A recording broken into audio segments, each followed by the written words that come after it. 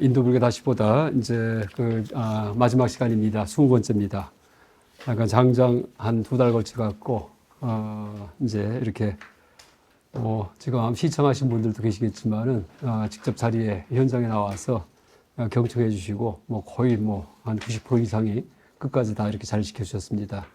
이걸 혼자 얘기하는 게 참 힘든데 이게 들어주시고 간혹 가다가 좀 고개도 끄덕여 주시고 추임새를 넣어주셔갖고 그나마 힘든 강의인데 이제 이렇게 무사히 지속할 수 있었던 것 같습니다.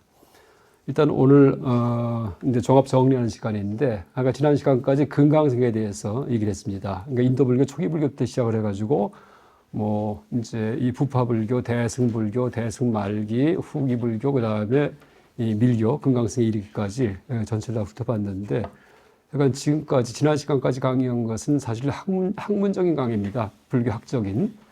그래서 우리가 불교 시행하는 게 불교 학자가 되기 위해서가 아니기 때문에 그러니까 내 삶에 부처님의 가르침을 쓰기 위해서 그러니까 부처님의 가르침에 의지해서 내 삶이 밝아지고 또 내가 모든 일에 자신감이 생기고 또 언젠가 내가 또 죽을 텐데 그러니까 죽음에 대해서 별 두렵지 않고 하는 이제 그런 식의 종교적 목적이 사실은 더 중요합니다.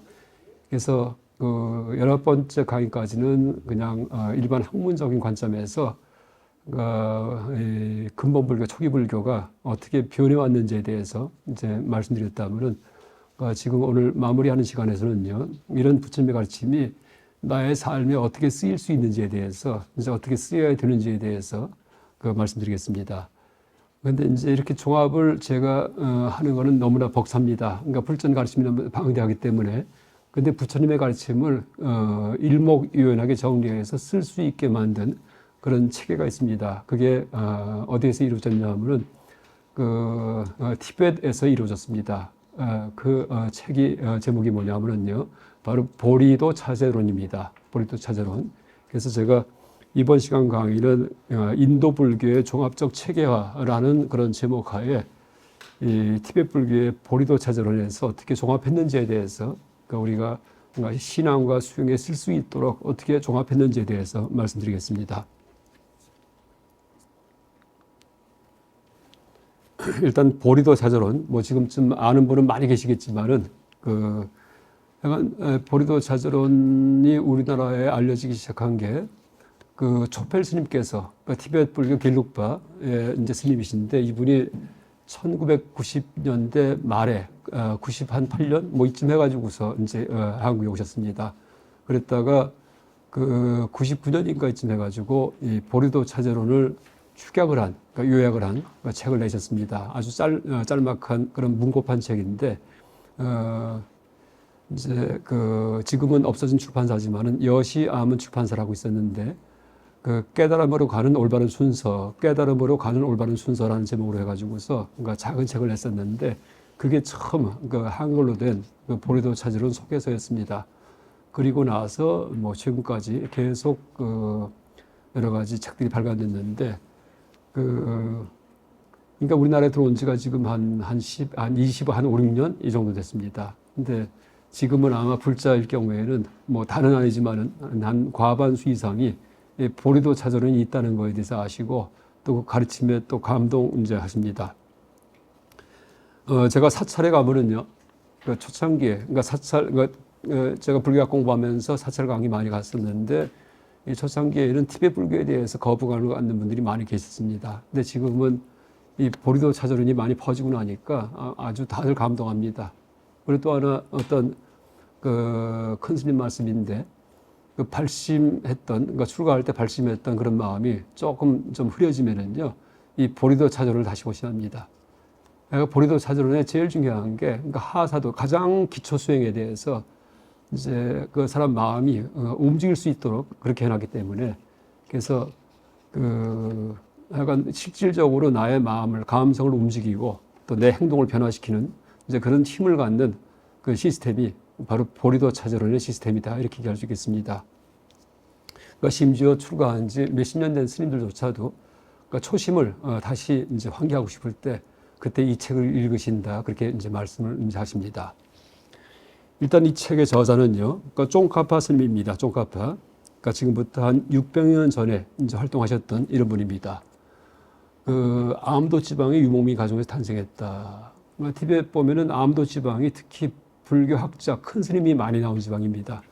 그러니까 지금 이 티벳의 망명 정부가 있는 다람살라 여기에서 티벳인들을 이끌고 계시는 달라라마 스님 같은 경우에도 암도 출신입니다. 암도 어디냐 하면은요 바로 지금의 청해성이에요. 칭하이성, 청해성, 청해 호수라고 해서 작은 호수가 내륙에 있는데 이제 그 부근이 이제 암도 지방입니다.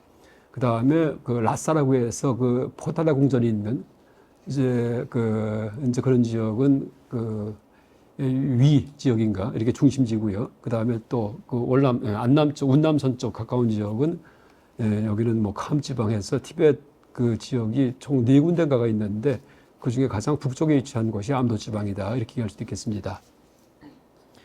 3살 때 우바세계 그러니까 제가불자로서 3살 때 그 불교에 귀의했다 이렇게 얘기를 합니다. 7살 때 드디어 삼위 스님이 되십니다. 그러니까 본명은 롭상 닥바. 그 다음에 24살 때 그러니까 사ky파에서 구속을 받으셨다. 그러니까 이때는 아직 겔룩파는 생기지 않았을 때입니다. 겔룩파는요. 게다가 이제 나중에 겔룩파가 생기기 바로 직전에 그러니까 제1대 달라라마 스님이 이제 계신데 그분의 스승입니다. 그러니까 쫑카파 스님이 뭐 겔룩파를 창시했다 이건 아니고요. 그러니까 쫑카파 스님의 사상과 가르침이 토대가 돼가지고 그러니까 지금 현존하는 티벳 불교 최대 종파인 겔룩파가 탄생합니다. 이분의 제자이면서 속가 조카 되는 분이 바로 제1대 달라라마입니다. 제1대. 그 다음에 티벳의 그 전생에 의하면은 그 제1대 달라라마가 계속 환생하면서 뭐 다시 태어나면서 지금 제14대까지 이어져 왔다 이렇게 얘기를 합니다. 뭐 하나 말씀드리면은 그러니까 티벳 스님들 이제 거주하시는 방에 가면은요. 큰 스님 사진이 3개가 붙어 있는데 그림이 3개 붙어 있는데 이 가운데 크게 하나 이제 큰 스님이 계시고 양쪽 옆에 이제 2분이 계시답니다. 근데 가운데 계신 분이 쫑카파 스님이고요. 양쪽 옆에 빠드마 삼바바하고 그 다음에 아티샤 스님이 계시답니다. 그러니까 아티샤 스님이 이 보리도 차저론의 시스템을 처음 티벳에 도입한 분인데 이제 엄청난 고승인데 그분보다도 훨씬 존중받는 이제 그 큰 영향력을 끼친 분이 바로 쫑카파다라고 얘기할 수 있겠습니다. 또 빠드마 삼바바 스님은 티벳의 전통 샤머니즘인 베인교를 갖다가 제압하고서 불교가 자리 잡게 한 그런 큰 법력을 가진 스님인데 그분보다도 더 존중받는 그런 분이 바로 쫑카파입니다.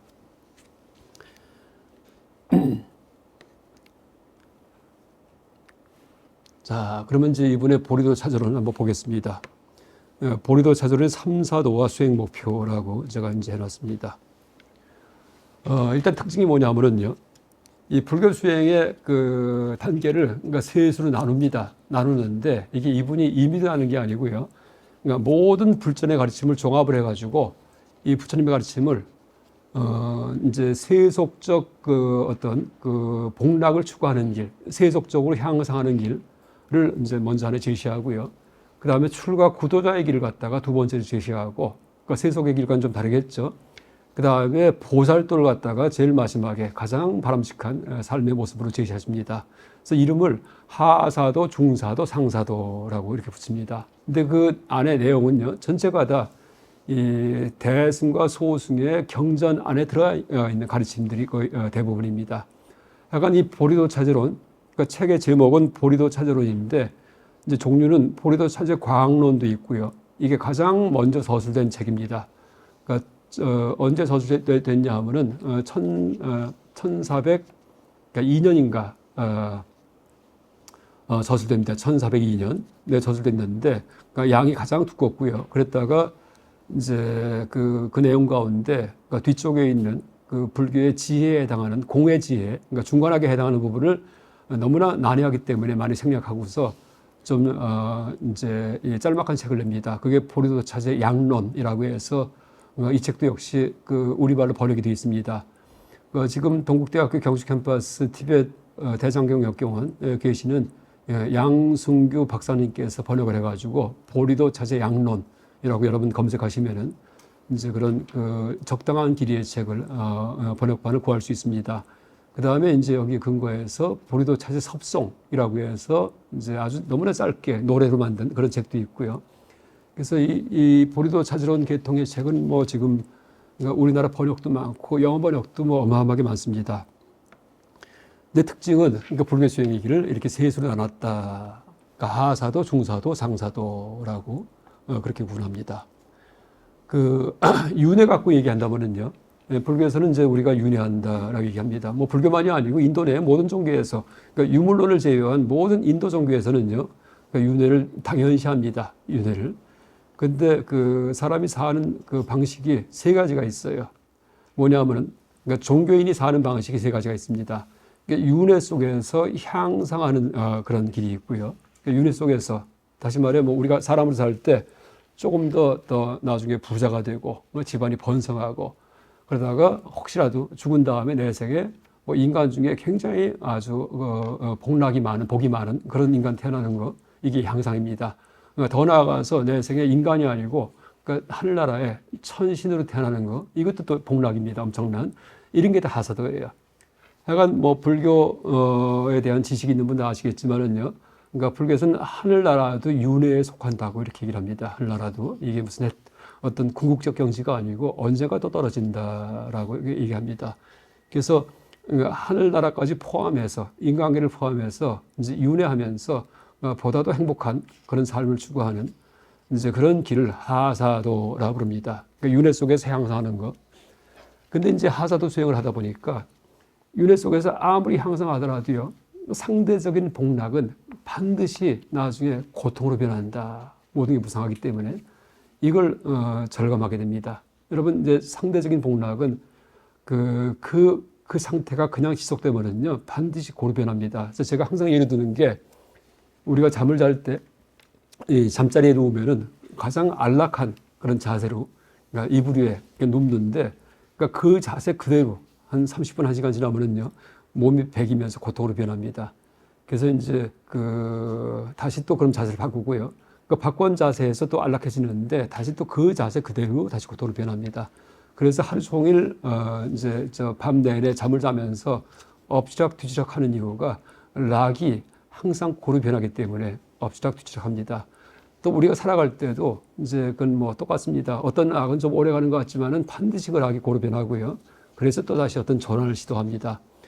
또 이제 얼핏 보기에는 뭐 돈 많고 큰 집 살고 그 다음에 큰 차 굴리고 하면 행복할 것 같은데 보니까 뭐 이제 그 자살하는 거는 다 똑같습니다. 그래서 못 살아도 비슷비슷하고 아무리 그 부유해도 보니까 이제 자살도 하고 재산이 뭐 몇백억인데도 이런 사람들이 나옵니다. 그 무슨 얘기냐 하면은 그 속에서 고통이 있다는 얘기예요. 그래서 이제 상대적인 행복은 그 상태가 되면은 그러니까 시간이 지나면은 반드시 고루 변한다라는 그게 바로 재행무상 일체 계고의 원리입니다. 그래서 이제 세상 살아가면서 느끼는 고통은요, 그건 그냥 고통이에요. 그러니까 고통을 참고 있으면 그냥 고통이에요. 그러니까 잠자리 누웠다가 몸이 베기는데 참고 그냥 있어요. 그럼 더 아파요. 그래도 참아요. 그럼 피가 안 통해요. 그래도 참아요. 그럼 등창이 납니다. 썩어요. 그래도 참아요. 그럼 죽어요. 그렇게 됩니다. 그래서 이제 고통은 그냥 고통이에요. 근데 락은 반드시 시간 지나면 또 고루 변합니다. 그래서 고통도 고통이고 락도 고통입니다. 본질은요. 그래서 이제 그 사실을 알 때 그때 락을 추가하지 않습니다.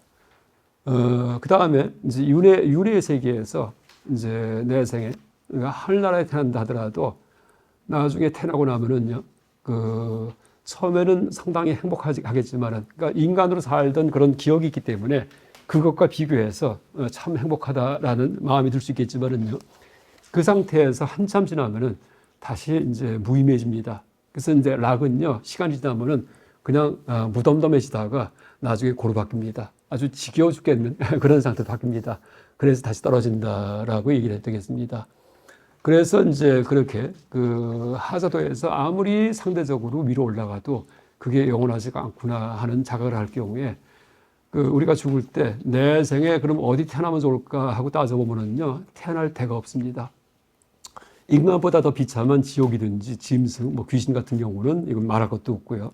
인간으로 태어나도 내가 지금 어지간한 지위가 있고 어지간히 먹고 살만 한데도 좀 돌이켜보면은요, 인간 쉽지 않았습니다. 내가 살아올 때. 그건 누구나 그렇습니다. 아무리 뭐 판검사, 뭐 사자 붙은 직업이든지 어떤 것 마찬가지예요. 거저 월급 주지 않습니다. 여러분 뭐 이 사법고시 뭐 패스해서 이 법학전문대학 나와서 이제 변호사 되면은 좋을 줄 알죠? 판검사 절대 안 그렇습니다. 여러분 판검사가 뭐가 힘든지 아세요? 3년 지나면은 근무지가 바뀌어요. 전골 뺑뺑뺑뺑뺑 돕니다. 그래서 그나마 백이 있으면은요, 좀 연줄이 있으면은요, 그나마 서울 근교사 왔다 갔다 하는데 안 그러면은요, 그냥 저리 갔다 저리 갔다 왔다 갔다 합니다. 그러니까 기러기 아빠가 외국 유학 애들 보내서 기러기 아빠가 아니고 판검사 되면은요, 기러기 아빠 됩니다. 다들이요. 3년 살다가 옮기기 때문에. 그래서 이제 또 하나 여러분 변호사 되면 좋죠. 무슨 어떤 유명한 어떤 사무소 같은 집단 어떤 개업한 데 들어가서 드디어 취직했는데 월급이 얼마다 하죠. 그 다음에 이제 근무하면은요, 퇴근할 때 소리뭉치 이만큼 갖고 들어옵니다. 친구랑 밥 먹을 시간 없어요. 그러니까 특히 젊은 나이에는요, 온갖 일이 쏟아 들어옵니다. 지옥입니다, 사실은요. 대기업 좋은지 아세요? 대기업 그냥 월급 안 줍니다. 내가 500 받으면은요, 한 4배, 5배 일을 해야 됩니다. 그래서 새벽같이, 그러니까 출근 시간 8시인데 7시 반쯤 나가야 돼요. 그러니까 시키지 않아도요. 왜? 아무도 얘기는 안 해요. 그런데 인사고과든지 다 평가합니다.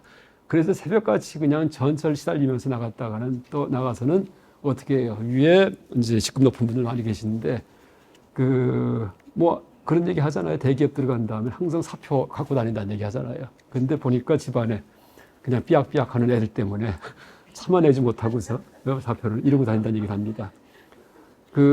여러분, 샷다면 들어보셨어요? 샷다면? 제가 농담할 때, 이 불교학 하려면은요, 그 부인이 사자 직업을 가져야 된다는 얘기 농담합니다. 뭐 저도 비슷하지만은 약사든지 아니면 교사든지 이제 이럴 경우에 불교학 공부할 수 있어요. 왜? 전혀 벌이가 안 되기 때문에. 그나마 저희는 불교학 강의에서 먹고 사는데 거의 90%가 다들 인문학 전체가 그렇습니다. 근데 인문학 중에도 제일 그나마 풍족한 데가 불교학이에요. 왜? 불자가 천만이기 때문에 사찰 법회가 있어요. 그렇죠? 교양대학이 있고. 근데 다른 인문학 같은 경우는 비참합니다. 국어학이든지 역사학이든지 이런 데는 진짜 먹고 살기 힘듭니다. 근데 이제 그러니까 부인들이 다들 사자 직업을 가져야 됩니다. 그래서 이제 의사, 약사, 교사, 또 하나가 또 있어요. 정한 데면은 천사. 너무나 착해가지고서 바가지 안 긁을 때 이럴 경우에는 된답니다. 근데 이제 샷다맨이 뭐냐 하면은 약학대학 나와가지고서 이제 여자들 보면은 되게 학벌이 있기 때문에 남편도 어지간한 분들 같은지 결혼합니다. 근데 반드시 남편이 어떤 전문직이 아닐 경우에는요, 반드시 샷다면 된다 얘기를 합니다. 왜? 회사 다니다가 3년 못 간답니다. 부인이 벌기 때문에. 에이 집어치고 나온 다음에 아침 샷다 올려주고 퇴근할 때 샷다 내려주는. 근데 제가 주변에 보면은요, 거의도 그래요. 약사분하고 결혼했는데 본인이 그런 같은 계통의 직업이 아닐 경우에, 이럴 경우에는 3, 4년 못 참습니다. 그만큼 힘든 게 회사예요. 대기업이고요. 그러니까 대기업도 그렇고, 이제, 어쨌든 여러분 보세요. 내가 내 생에 인간 태어나서 그럼 뭘 하면 좋을까? 제일 좋은 거? 조물주 위에 건물주 얘기하죠. 요새 중학생들 꿈이 건물주랍니다. 건물주. 이러면은 월세 거쳐받는지 알죠? 그럴 수가 없습니다. 어저께도 그 피살 사건 나오잖아요. 그 세입자들이 돈 많이 벌어요? 안 그래요. 절대요. 요새 또 이제 아날로그, 요새 건물 보면은요, 맨 임대예요. 왜? 공실, 최근에 코로나 겪으면서 사람들이 재택근무에 이제 딱 어떤 스타일이 굳어져 가지고요. 지금 목이 좋은, 아주 진짜 좋은데 이런 데들은 다 차요. 근데 웬만한 데는요, 다 한 반 이상이 빕니다. 그거 어떡할 거예요? 근데 이제 앞으로 더 절망적이죠. 그래서 조물주의 건물주, 이 얘기도 옛날이요. 이렇게 이제 표현합니다. 그럼 보세요. 내가 내 생에 태어날 때 뭐 하면 좋을까? 조물주의 건물주. 물론 그것도 쉽지 않지만은 그렇게 되더라도 그게 뭐예요? 그거 쉽지 않습니다. 이제 월세 안 내면 또 싸우다가 나중에 피살 당하기도 하고 이러됩니다. 엊그제 이제 나왔듯이 참 물론 말이 안 되는 사건이긴 하지만은요. 그래서 그게 그렇게 호락호락 월세를 내고 그래서 이제 보통 건물 딱 하나 지면은요, 병원 입점, 병원 클리닉 전문 무슨 빌딩 이렇게 하잖아요. 왜? 의사들 순하기 때문에. 그래 꼬박꼬박 월세 냅니다. 꼬박꼬박. 근데 일반 가게 같은 경우는 쉽지 않습니다. 그러니까 음식점이든지 이런 데가 돈이 벌리나요? 쉽지 않습니다. 이럴 경우에 갈등이 있죠, 하죠, 도망가죠, 별게 다 있습니다. 그러면은 내 세계 이제 건물주도 그렇고 의사도 그렇고, 의사는 다 아시죠? 의사는 지옥에서 살고 애들과 부인은 천당에서 산다. 그렇게 합니다. 그래서 이제 의사는 배우자만 좋게 하는 직업이다. 본인은 지옥에서 살고 이렇게 일합니다. 그럼 자자 중에서 따져보세요. 갈 데가 없다는 얘기예요. 내 생에 다시 한번 이 삶을 안 하고 말지. 그나마 그게 잘 되는 건데도. 그렇죠? 그러면은 이제 인간계 딱 그었어요. 그 다음에 천상 딱 따져보니까 하늘나라 갔다가 이제 보니까 처음엔 좋은데, 그죠? 하늘나라 태어났습니다. 상상 실험해보는 거예요. 약간 불교는 상상 실험이에요. 여러분, 우리가 욕계에 앉아서 이 미지정의 상태에서요, 색계, 무색계, 그러니까 생명체가 살 수 있는 가능한 세계, 이걸 다 상상해보는 거예요. 그러면서 지우는 겁니다. 그래서 이제 이 불교 구사론 수행에서 제가 얘기는 안 했지만은 이 고법지가 있고 고류지가 있어요. 법지, 류지. 류자가 이제 종류 류자 씁니다. 류자. 근데 법지는 우리가 욕계이기 때문에 욕계에서 어떤 이제 고진멸들을 갖다가 이렇게 통찰할 경우에는 법지 그렇게 얘기를 해요. 근데 욕계 말고 색계, 무색계일 경우에는요. 색계, 무색계 고진멸도가 있거든요. 이때는 고류지, 도류지 이렇게 얘기를 합니다. 왜? 우리가 체험하지 못하는 곳이기 때문에. 그래서 비슷한 곳이에요. 그러니까 이거는 다 상상실험이에요. 그러니까 색계는 철학자의 세계, 무색계는 삼매의 세계 이렇게 돼요. 그러니까 상상실험을 해가지고 그럼 삼매의 세계 들어가면 좋은가? 얼마 동안 있을까? 8만 급 있다가 또 떨어져요? 그게 그거예요. 그렇죠? 삼매의 세계도 그게 수명이 있습니다. 언젠가. 그럼 그냥 그대로 있나? 그냥 그대로 있게 놔둬요. 그대로 있으려면 어떻게 돼요? 내가 그대로 있을 만한 자격이 돼야지 돼요. 뭘까요? 모든 번뇌가 사라지면 열반돼서 그대로 있어요. 변치 않고. 근데 그게 아니고 뭔가 내가 조작을 통해서 삼매 들어가죠. 호흡을 해가지고 뿅 가가고 행복한 상태가 되죠. 그럼 반드시 무너진다는 얘기예요. 왜? 유의법이기 때문에. 그러니까 조건이 만든 거기 때문에. 그래서 삼매도 비상, 비비상 삼매까지가 다 유의법입니다. 어떤 체험이에요. 체험의 세계. 근데 열반만이 영원해요. 열반은 무너지지 않습니다. 왜? 진작에 다 무너뜨렸기 때문에. 열반은 진작에 다 허문 거예요. 진작이에요. 그래서 이제 열반은 영원하지만은, 뭔가 불교에서 얘기하는 외도의 삼매 같은 경우에는 다 조작을 통해 올라가기 때문에 반드시 무너진다. 그럼 삼매의 세계 갈 데가 아니에요. 또 색계, 욕계 말고 색계, 이게 상상실험이에요. 철학자의 세계, 철학자 사유의 세계예요. 동물적 욕망은 다 끊었지만은요. 그 다음에 사유 속에서 나는 누굴까, 세상이 뭘까, 이런 식의 이제 어떤 통찰지를 갖다가 막 얻으려는 이제 그런 식의 삶인데, 불교적인 연기법이 아니고요. 그냥 철학적인 거, 머리 굴리는 거. 그렇죠? 이것도 재밌을 겁니다. 지적 호기심 있는 사람들은 샹폴리옹이 로제타 스톤 이집트 문자 다 해독하죠. 이런 것들이 다 색계 작업이에요. 거기에 무슨 음욕이 있고 재물욕이 있고 이러면 안 돼요. 그냥 물건 보고서는 재밌어가지고 사는 것들이 다 색계입니다. 어린애들, 그러니까 색계 얘기가 어린애들 장난감 갖고 노는 게 바로 색계예요. 애들 사춘기 전에는 음욕이 없잖아요. 분노도 없고 탐욕도 없죠. 그래서 우리가 색계의 상태가 뭔가 하려면은 독신들, 홀로 사는, 결혼하지 않고 사는 철학자들, 칸트, 제가 얘기해 항상 비트겐슈타인, 플라톤 이런 사람들 결혼 안 했습니다. 못나서가 아니고 아예 이성에 관심이 없어요. 왜? 철학적 사유가 더 중요하기 때문에. 뉴턴도 마찬가지고. 아니면 어린애들 장난감 갖고 싹 놀 때 그냥 막 재밌게 놀죠. 이게 다 색계입니다. 욕망이 빠져 있기 때문에. 근데 그 상태로다가 내가 이제 그 상태가 돼가지고서 매일 놀기만 하고 호기심 갖고 사는 게 하루 이틀 사흘 나흘인데 이것도 어지간해야지. 매일 그것만 해보세요.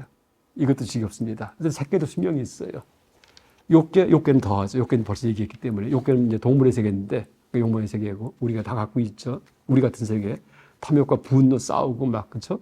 잔머리 굴리고 하면서 어떻게든 간에, 내가 욕심 채우려고, 어떻게든 간에 미운 놈 다 물리치려고 이러고 삽니다. 이거 쉽지 않아요. 그러면은 상상 실험을 해보니까 갈 데가 없다는 얘기예요. 아무리 따져보더라도요, 내 생에 어디 갈까? 하늘나라 따져봐도 안 되고. 인간계 이것도 아니에요. 지옥, 이건 더 아니에요. 갈 데가 없어요. 그래서 열반이에요. 약간 열반이 딴 게 아니고 따져보면 알아요. 따져보면. 내 생에 내가 뭐가 될까 한번 따져보세요. 갈 데가 없습니다. 진짜로 갈 데가 없습니다. 그렇죠? 그러니까 가봤자 좋겠지만은 내가 어떤 큰 무슨 어마어마한 부잣집에 아들 태어나서 어떻게 하면 좋겠다? 물론 그렇게 될 수도 있어요. 근데 그때뿐이에요. 그 다음에 또 어떻게 할 거예요? 그렇죠? 그래서 이제 지운다는 얘기예요. 이렇게 싸움과 투쟁의 세계에 들어가지 말자. 그 다음에 사유의 세계에 들어가지 말자. 삼매의 세계에 들어가지 말자. 그럼 어떻게 할까? 끝장내는 것은 열반뿐이었구나. 일단 놔버리자 이렇게 됩니다. 그러면 이제 드디어 중사도로 올라갑니다. 중사도. 이게 중사도예요. 그러니까 하사도에서 흔히 남들 하듯이 복락을 추구하는 이런 삶을 추구하고 막 사는데 이제 그러다가 그게 다 성취가 될 때쯤 돼가지고서 그러면 좋은가 한번 따져보는 거예요. 하사도의 삶에서 상대적 복락을 내가 딱 얻어갖고 살면 좋은가? 이게 영원할 수 있는가? 따져보니까 그게 아니에요. 그래서 아예 벗어나자 해서 중사도. 그래서 출가 구도자가 됩니다. 그러니까 삭발하시고 드디어 그러니까 이제 머리 깎고 스님이 돼가지고서 그러니까 이성도 전혀 관심 없고 재물도 관심 없고 오직 수행만 합니다. 그래서 이제 완전히 사라지기 위해서 이 윤회 세계에서 정멸에 들기 위해서 수행합니다. 그러다가 이제 그러니까 이제 중사도는 윤회 갖고 얘기하면은 윤회에서 벗어남을 추구하는 삶이에요. 하사도는 윤회 내에서 윤회를 벗어나는 게 아니고 윤회 내에서 더 잘 사는 거, 올라가는 거. 그러니까 지금 모든 사람이 다 추구하듯이 이게 하사도예요. 근데 중사도는 그게 아니고 윤회에서 아예 벗어나자. 이게 이제 중사도입니다. 그래서 이제 이 하사도도 이기적인 수행이에요. 이기적인. 그러니까 나쁜 의미가 아니고 이제 나를 위한 수행입니다. 내가 잘 되기 위해서. 이 방법이 뭐냐 하면은요. 내가 잘 되려면은 딱 두 가지예요. 보시지게. 남에게 많이 베풀고 그다음에 계획 잘 지키고 자기 절제하고 아껴 쓰고 이럴 경우에 하사도에서 승승장구합니다. 그러니까 이게 원칙이에요. 여러분 흔히 보니까는 뭐 나쁜 짓 많이 해도 잘 되는데 그거는 예외, 드뭅니다. 여러분 내가 흑수저가 아무것도 없죠. 그렇죠? 사기꾼도 아니에요. 내가 무슨 뭐 발명해서 특허라도 이것도 아니에요. 그냥 살죠. 최고의 지름길이 보시지게 딱 두 가지입니다. 그래서 만나는 사람마다 잘 대하고 맡은 일 책임을 다하고 성실하고 그다음에 번 돈 있으면 허투루 안 쓰고 이러죠. 이러면 흑수저가 점점 올라갑니다. 그게 가장 지름길이에요. 그런데 이제 그러니까 이제 하사도가 실제 남에게 잘 대하고 하지만은 그 목적은 나를 위한 겁니다. 남을 위한 거 아니에요. 그러니까 내가 잘 되려고, 내가 뭐 국회의원 뽑히려고 그냥 가서 봉사하고 그냥 막 그렇죠? 여기저기 다니면서 결혼식만 있으면 화환 보내고 국회의원 후보자 누구 해갖고서 이게 이제 다 내가 잘 되는 겁니다.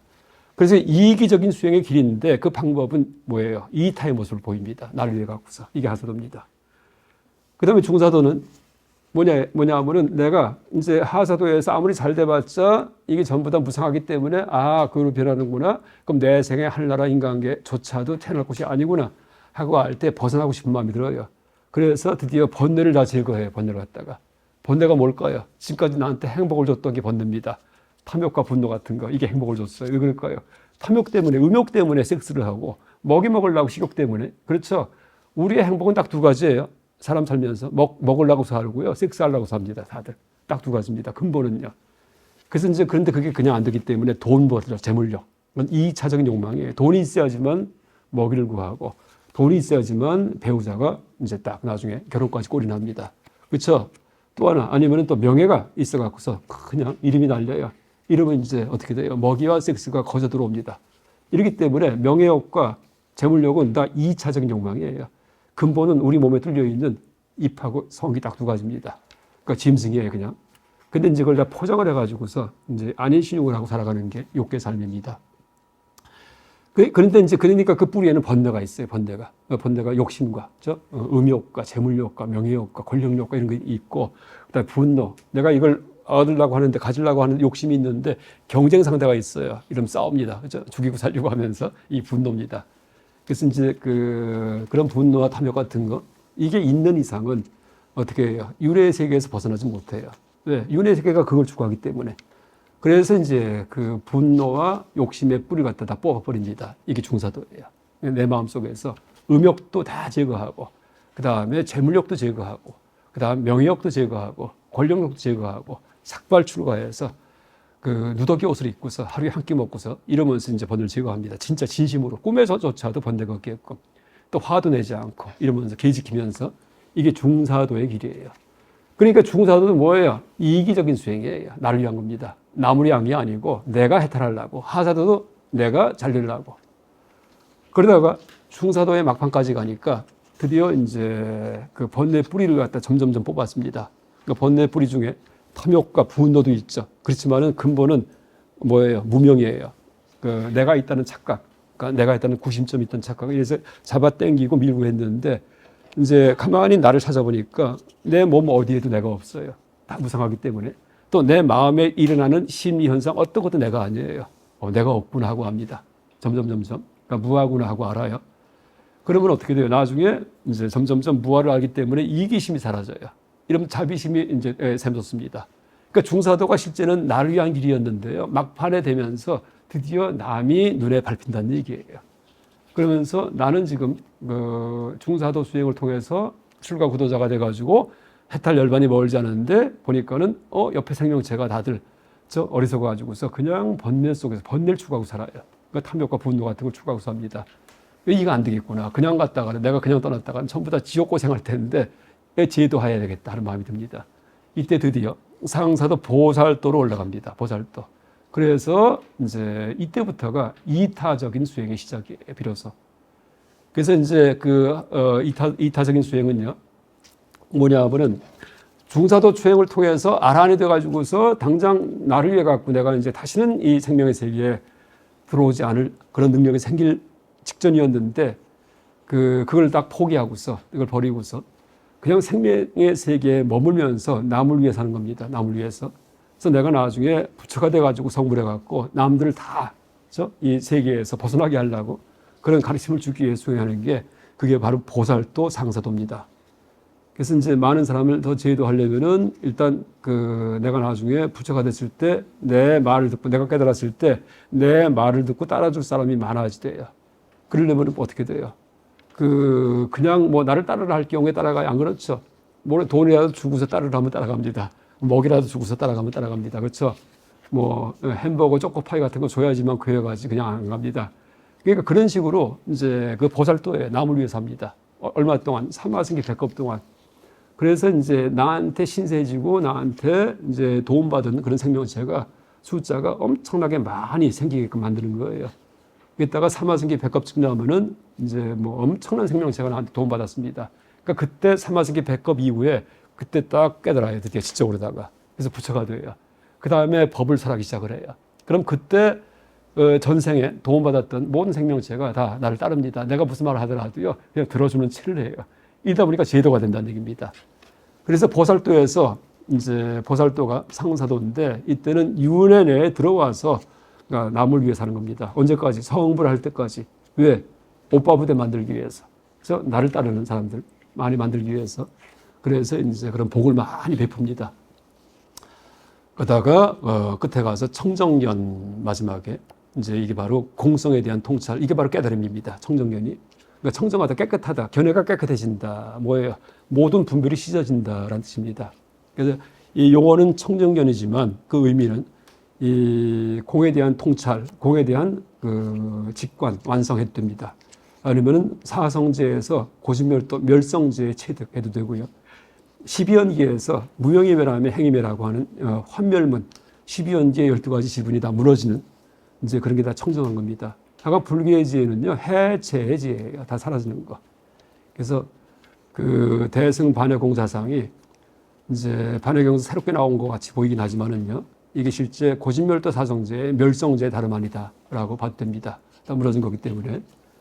그래서 맨 마지막 상사도의 마지막에 부처님께서 보리수 안에서 12연기를 통해 가지고서 12연기의 통찰 깨달음을 얻으셨듯이 12연기의 환멸물 공성을 체득해 가지고 모든 이제 번별과 번뇌가 사라져서 드디어 해체 지혜가 열려서 드디어 법을 설할 자격이 생기는 겁니다. 그때 이제 이 보살도를 닦을 때 도와줬던 모든 생명체가 나의 말을 들어줘 갖고 또 나의 말대로 실천을 해서 수행을 해서 다 제도된다라고 얘기합니다. 이게 이제 이 보리도 찾으는 삼사도의 요점입니다. 다시 정리하면은 하사도는 윤회 내에서 향상이에요. 그러니까 지금 천류가 그러고 삽니다. 그 다음에 전 인류의 종교가 다 그걸 추구해요. 죽은 다음에 하늘나라 가려고 하고요. 이게 다 하사도예요. 그 다음에 중사도는, 그러니까 중사도부터가 불교의 시작이에요. 그러니까 중사도부터는요, 다른 종교가 없습니다. 이제 다시는 태어나지 않기 위해서, 그러니까 세속에 대한 한을 다 제거하는 것. 그러니까 세속에 한 맺힌 게 돈의 한이 맺히고, 이성의 한이 맺히고, 그 다음에 이제 명예의 한이 맺히고 이런 것들이 있는데, 그것뿐이 다 뽑는 겁니다. 그거 다 제거하는 거. 그러니까 번뇌 제거한다. 근데 번뇌를 제거할 때, 그냥 억지로 참고 누를 수도 있지만은요, 그래봤자 나중에 또 번뇌가 또 생겨요. 눌러봤자. 그래서 삼매만 닦을 경우에는요, 번뇌가 또 발생한다. 삼매가 아니고 반드시 공의 지혜가 들어가야 돼요.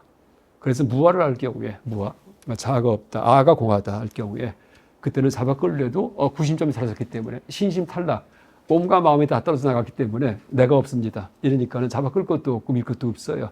그래서 번뇌의 뿌리가 완전히 뽑힌다. 그래서 지혜가 열려야지만 탐욕과 분노가 사라지지, 지혜가 열리기 전까지는요, 탐욕과 분노는 그냥 억눌려 있을 뿐이다라고 그렇게 얘기를 합니다.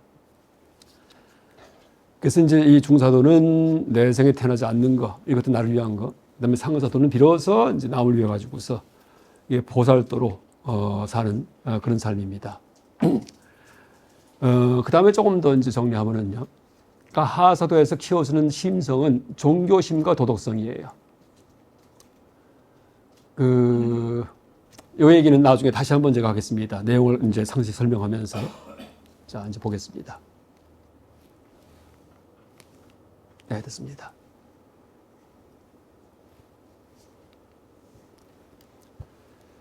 그러니까 하사도, 중사도, 상사도라고 이제 같이 가르침을 나눠놨지만은 일단 여기도 처음 그 책의 내용은요, 보리도차처럼 예비적인 가르침이 먼저 있어요. 그러니까 이런 삼사도 체계를 티베트에 전해준 분에 대한 그런 얘기가 길게 나옵니다. 그분이 누구냐 하면은 아티샤 스님의 인도에 기원 후 1000년경 전, 지금부터 1000년 전쯤에서 살았던 분인데 아주 인도의 고승이에요. 이분을 티베트에 모셔왔습니다. 왜? 그 전까지 티베트 불교가 엉망진창이 됐어요. 계를 어기고 다 대처해요. 그렇죠? 결혼한 스님들이고 그 닉마빠입니다. 이러니까 이제 이 불교의 청정성을 회복하기 위해서 그 예셰위라는 왕이 인도의 고승을 모셔옵니다. 그분이 바로 아티샤예요. 아티샤 스님이 들어와서 삼사도의 가르침을 전해요. 그러니까 불교는 그냥 공부하는 게 아니고 셋으로 나눠서 해야 된다라는 얘기를 하는 겁니다. 그래서 이제 그런 얘기가 예비적 가르침에 잔뜩 나오고요. 그 다음에 수행의 준비에 대해서 이제 한참 얘기를 하는데, 수행의 준비 중에 제일 마지막이 뭐냐 하면은 내용이 내가 인간으로 태어난 게 얼마나 희귀한 일인가. 내가 지금 이게 사람이죠. 누구든지. 이게 보통 일이 아니에요, 여러분. 내가 사람인 게. 이게 생명의 세계에서 내가 사람이다. 야, 이거는 진짜 천재 일류의 기회 얻었구나. 나는 생명의 세계의 로또 당첨자구나. 라는 이제 그런 자각을 자꾸 시킵니다. 그랬다가 그 다음에 가서 하사, 중사, 상사에 대해 설명합니다. 자, 또 보겠습니다. 이제 지금 얘기했듯이 예비적 가르침에서는 아티샤 도교하고 아티샤, 그 다음에 보리도 차제. 그러니까 부처님의 가르침을 그냥 막 배우면 안 돼요. 단계별로 배워야지. 그러니까 그냥 막 배우면은요, 오히려 나를 망칩니다. 그럴 수 있어요. 그래서 이제 왜 이렇게 순서대로 배워야 되는지에 대해서 얘기를 합니다. 제가 항상 비유할 때 수학 공부 비유를 해요. 수학 공부. 수학에서 미분 적분 푸는 게 참 고등 수학인데 그냥 풀면은 안 풀려요. 왜? 내가 곱하기도 모르고 더하기 빼기도 모르는데. 그러니까 수학 미적분 풀려면 처음에 더하기 빼기부터 배워야 됩니다. 초등학교 들어가서 곱셈 암기해야 되고 인수분해해야 되고 그 다음에 뭐 그래프 배우고 이러다가 마지막에 고2 때 이제 뭐 이과 하면은 그때 미적분 배웁니다. 그래야지만 풀 수가 있어요. 불교도 똑같습니다. 처음부터 그냥 반의 공사상 큰일 난다는 얘기예요. 그죠? 무고지멸도 무지영무도 다 없다 하니까는 뗏목도 타지 않았는데 뗏목 버리라 이러고 있습니다. 그죠? 아직은 피 안에 가지도 않고 차 안에서 아직 불교 입문하려 했더니 반화신경입니다. 큰일 납니다. 그러면요. 일단 뗏목을 타고서 건너간 다음에 반화신경이에요. 이런 식으로 이제 사성제가 뭔지 알고 12연기가 뭔지 알고 오온이 뭔지 알고 공이 뭔지 알고 이런 사람들한테 나중에 다 버리라 이런 얘기를 하는 겁니다. 그래서 불교는 이 순서에 맞지 않게 공부할 경우에는 나를 해친다. 그래서 얼마나 이 순서대로 배우는 게 중요한지에 대해 얘기를 합니다. 그 다음 배우는 자세. 이걸 보통 이제 환자의 비유를 해요. 환자. 내가 중병 환자다. 그런데 이것만 배우면 내가 병이 낫는다. 또 가르친 자의 자세는요, 의사에 또 위를 합니다. 그래서 약을 쓸 때 어떻게 써라 이렇게 얘기를 합니다. 그 다음에 이제 아까 얘기했듯이 수행의 준비에서 내가 사람이기 얼마나 이제 중요한지 이 얘기를 합니다. 아직은 본격적인 하사도 수행에 안 들어갔어요. 근데 그 전에 먼저 내가 지금 사람인 게 이제 얼마나 희귀한 일인지. 첫 번째가 왜 사람이 중요하냐면요, 가만, 한가함이 가득한 곳이기 때문에 인간계가. 혹은 이걸 다른 한자에서는 유가구족이라 얘기를 하긴 합니다. 있을 유자, 한가하다 할 때 가자, 구족, 갖추었다 이렇게 얘기를 해요.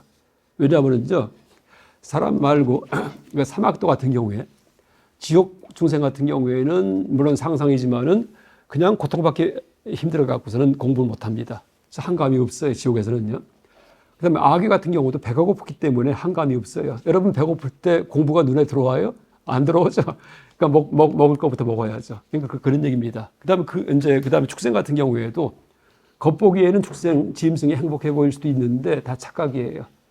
축생, 모든 야생 동물의 공통점은 두 가지예요. 고통이 두 가지입니다. 뭐냐면은요, 굶주림의 고통하고 살해의 공포, 딱 두 가지입니다. 하여간 참새든지 여러분 들고양이든지 길고양이든지 뭐든지 간에 하루 종일 뭐 하는지 아세요? 먹을 것 찾아다닙니다.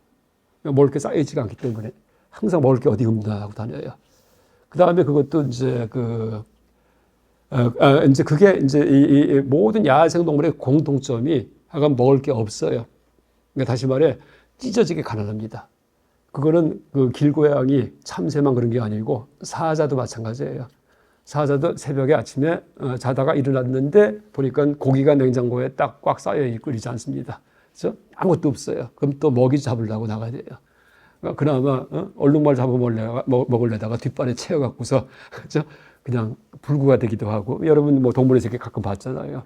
고기도 마찬가지예요. 그나마 비가 오고 우기일 경우에는 이 숲이 무성하게 우거지기 때문에 먹이를 먹을 수 있는데, 건기가 되면은요 고기가 굶습니다. 가끔 동물의 세계 나오죠. 예, 아프리카 초원 얘기 나옵니다. 그래서 야, 참 비참하구나 알 수 있습니다. 또 하나, 어리버리하면은요 반드시 내 몸이 먹이가 되기 때문에 잡아먹힙니다. 그래서 이제 이 모든 짐승은, 약간 다람쥐 같은 경우 여러분 보세요. 빠르죠? 막 도망가다가 어떤 순간에 딱 서요. 마치 자기 다람쥐 아닌 척합니다. 가만히 있습니다. 이게 약자의 몸놀림이에요. 그게 이제 뭐 된 거예요. 그 습성이 밴 놈만이 생존했기 때문에. 그래서 도망가다가 어떨 때 딱 가만히 있어요. 가까이 가만히 있어요. 가까이 돼요. 그래서 이제 그게 살해 공포예요. 자칫하면 목이 날아가기 때문에. 뭐 참새들 가까이 가면 도망가는 거 다 똑같습니다. 그래서 우리가 겉보기에는 뭐 꾀꼬리가 봄에 뭐 우지짓고 무슨 시냇가에 숭어가 막 이제 춤을 추는 것 같지만은요 다 인간의 착각이에요. 그러니까 어디 먹이 없나, 그다음에 잡아먹힐까봐 공포 속에 떨고 하는 게 동물입니다. 짐승. 그러니까 이제 짐승도 공부 못해요. 그런데 인간은 여러분 먹이 먹을 때 얼마 걸립니까? 하루에 먹이라고 해서 죄송합니다. 음식 먹을 때 얼마 걸립니까? 뭐 30분 한 끼에. 그때 요새는 또 2끼만 먹지 아침 안 먹어요. 그러니까 1시간이면 끝이에요. 그럼 23시간 남아요. 그중에 8시간 자요. 그러면 10대시간 남아요. 뭐 할까? 따분해 죽겠습니다. 그렇죠? 우울증에 빠져요. 따분해서. 우울증은 사치예요. 여러분 바빠보세요. 우울증 못 걸립니다. 그다음에 저 갱년기 오고 다 사치스러운 겁니다. 먹을만 하니까는. 그다음에 따분해서. 그래서 이제 그 사람은 이 공부할 시간이 있다는 얘기, 한감이 가득하기 때문에, 그러니까 내가 인간만 받아가지고서 드디어 윤회의 세계 이걸 끝장냅니다. 삶과 죽음 문제를 다 해결합니다. 근데 이제 이렇게 사람이 참 너무나 행복한 곳인데, 좋은 곳인데, 여기 태어나기는요 진짜 거의 불가능하다. 그러니까 쉽게 얘기하면 지금 78억 인류 중에 내 생에 또 인간 될 사람은요 몇 명 없습니다. 몇 명이 아니고 몇백 명, 몇천 명, 세봤자 여기 있는 분들하고 이렇게 공부하는 분들, 아니 그런 분들만 간다는 얘기예요. 그냥 남들처럼 아기 다툼 속에 살고, 그렇죠? 뭐 할 일 없으면은 그냥 뭐 짐승 같은 생각만 하고 먹이와 섹스 이럴 경우는 다시 축생의 세계에 떨어집니다. 그래서 이제 조갑토에 비유하고 맹구목의 비유가 있는데, 이 두 가지가 다 이 보리도 찾으러 나와요. 그런데 출전 찾아보니까 다 자바암경에 실려 있습니다. 그래서 티베트 불교가 대승불교지만은 경전 인용할 때는 철저하게 초기 불전 인용이 굉장히 많아요. 조갑토가 뭐냐 하면은 손톱 조자에다가 껍질 갑자에다가 흙이에요. 조갑상토 해도 되고요. 부처님께서 하여간 저는 이 경전 많이 퍼뜨려야 됩니다. 조갑경, 이름이 조갑경이에요. 가수 이름 똑같습니다. 그러니까 자바암경, 조갑경. 근데 너무나 참 재미있고 너무나 합리적인 경전이에요. 합리적인. 근데 잘 안 펴져 있어요. 그러니까 금강경 반야심경보다 더 감동적입니다. 부처님께서 손톱으로다가 흙을 퍼가지고 이렇게 올려놓은 다음에 안한존자한테 이 손톱 위에 흙이 많은가, 조갑 위에 흙이 많은가, 아니면 대지에 흙이 많은가 하고 여쭙니다. 그랬더니 이제 안한존자가 대지에 흙이 많죠. 인도는 그 평야기 때문에 다들. 그랬더니 부처님께서 말씀하실 때, 지금 인간 중에서 내 생에 또 인간 태어날 사람은 손톱의 역처럼 적고, 그 다음에 내 생에 아기, 축생, 지옥 태어날 사람은 대지역처럼 많다, 이렇게 얘기하세요. 그러니까 인간 태어나기 거의 불가능하다는 얘기예요. 그렇죠?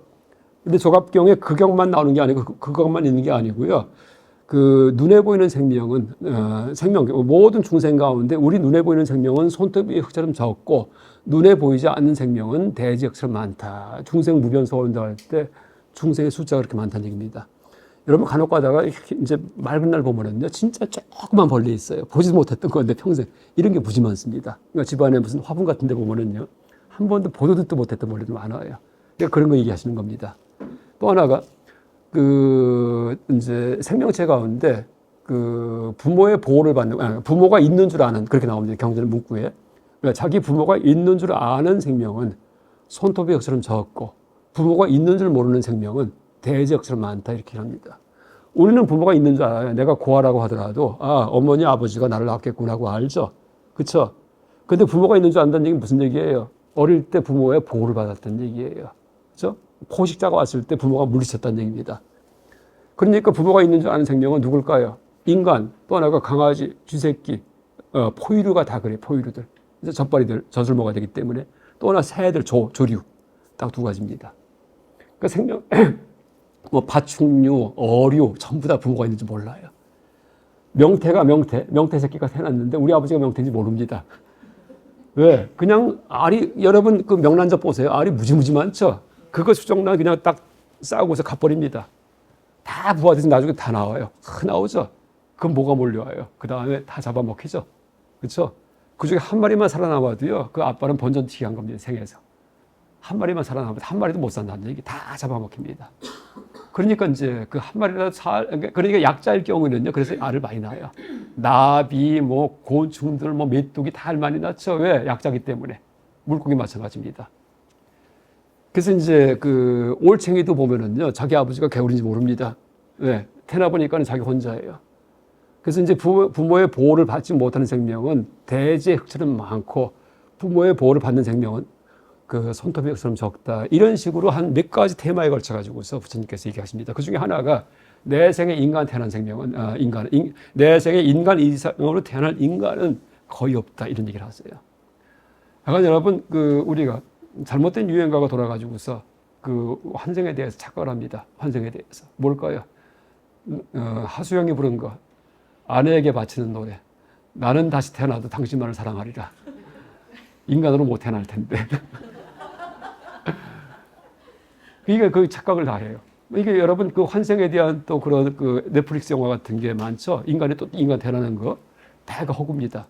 내가 인간인데 내 생에 또 인간 태어나려고 뭐 이게 없어요. 전부 다 쥐새끼, 강아지, 뭐 깍지벌레, 뭐 이 까마귀, 뭐 다 그런 것들입니다. 그러니까 다시 인간 태어나는 거는요, 이건 거의 불가능해요.